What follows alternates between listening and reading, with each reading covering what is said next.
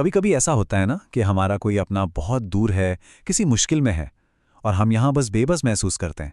मन में बस यही आता है कि काश काश कोई तरीका होता जिससे हम उन तक अपनी शांति, अपनी प्रार्थना पहुंचा पाते। तो आज हम इसी के बारे में बात करने वाले हैं। तो सवाल यही उठता है कि क्या सच में कोई ऐसा तरीका है जिससे हम मीलों दूर बैठे किसी अपने को सहारा दे सके।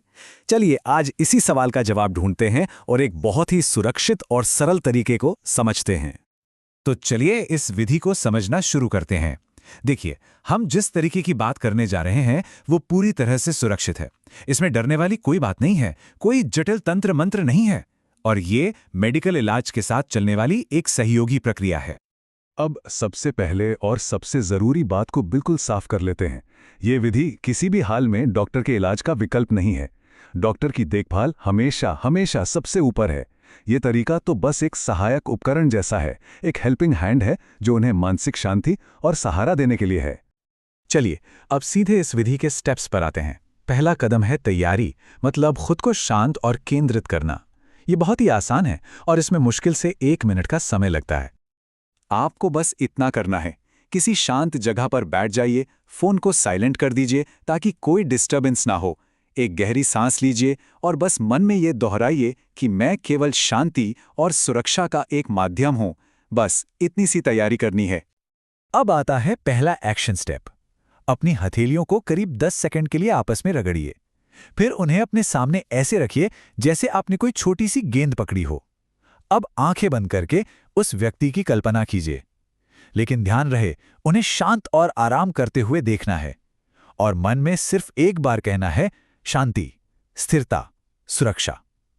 यहां कोई ऊर्जा भेजने की कोशिश नहीं करनी है, बस एक हल्का सा ध्यान लगाना है। चलिए अब अगले चरण पर चलते हैं। इस हिस्से में हम अपने ध्यान को और गहरा करने के लिए मंत्र और सांस का इस्तेमाल करेंगे। यहां आपको इन 2 मंत्रों में से कोई एक चुनना है। सबसे सुरक्षित और प्राइमरी मंत्र है ओम शांति ही, शांति ही, शांति ही। इसे आप मन ही मन 7 या 11 बार दोहरा सकते हैं। और अगर आपका मन स्थिर महसूस कर रहा है तो आप ओम नमः शिवाय का भी 5 बार धीरे धीरे जाप कर सकते हैं। गिनती की बहुत ज्यादा चिंता करने की जरूरत नहीं है, अंदाजे से भी चलेगा। ये जानना भी उतना ही जरूरी है कि क्या नहीं करना है। इस खास सौम्य विधि के लिए किसी भी तरह के बीज मंत्र या देवी, भैरव जैसे शक्तिशाली मंत्रों का इस्तेमाल नहीं करना है। और सबसे जरूरी बात, मंत्र का जाप जोर से बिल्कुल नहीं करना है। सब कुछ मन के अंदर चुपचाप होना चाहिए। इस अभ्यास का जो एक्टिव हिस्सा है वो अब खत्म होने वाला है। इसके लिए बस एक बहुत ही सरल सांस की तकनीक अपनानी है। जब आप सांस अंदर लें तो मन में शांति शब्द सोचिए, और जब आप सांस बाहर छोड़ें तो सुरक्षा शब्द सोचिए। इसे बस 5 बार दोहराना है। अब हम इस प्रक्रिया के आखिरी और शायद सबसे जरूरी कदम पर आ गए हैं। ये कदम सिर्फ उस व्यक्ति के लिए नहीं है, बल्कि आपकी अपनी भलाई के लिए भी बहुत जरूरी है। पूरी प्रक्रिया के आखिर में आपको बस अपने मन में ये कहना है, अब ये ईश्वर और डॉक्टरों के हाथ में है। ये एक लाइन बोलना आपको इमोशनल बोझ से बचाता है। मतलब आपने अपनी प्रार्थना की और फिर नतीजे को नियति पर छोड़ दिया। इससे आप पर कोई अतिरिक्त दबाव नहीं आता। ठीक है, हमने विधि तो सीख ली, लेकिन इसे जिम्मेदारी से करना भी उतना ही जरूरी है। तो चलिए कुछ गोल्डन रूल्स पर एक नजर डालते हैं जो ये पक्का करते हैं कि ये अभ्यास हमेशा सुरक्षित और फायदेमंद रहे। पहला नियम बहुत सिंपल है, इस प्रक्रिया को दिन में केवल एक बार ही करें। ये सोचना कि ज्यादा करने से ज्यादा फायदा होगा, यहां उल्टा असर कर सकता है। एक बार किया गया शांत और फोकस अभ्यास ही काफी है।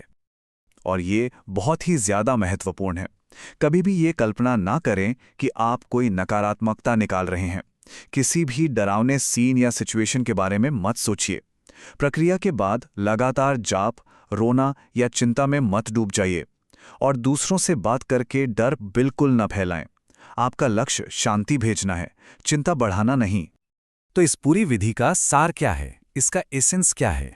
देखिए, दूर से भेजी गई शांति तब सबसे ज्यादा असरदार होती है जब भेजने वाला खुद शांत और परिणाम से अनासक्त यानी कि डिटैच्ड हो।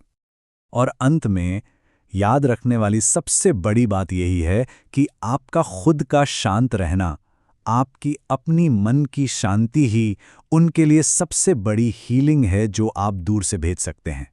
जब आप शांत होते हैं तो आपकी प्रार्थना में भी वही शांति झलकती है। तो आज की ये चर्चा हमें एक गहरे सवाल पर छोड़ जाती है।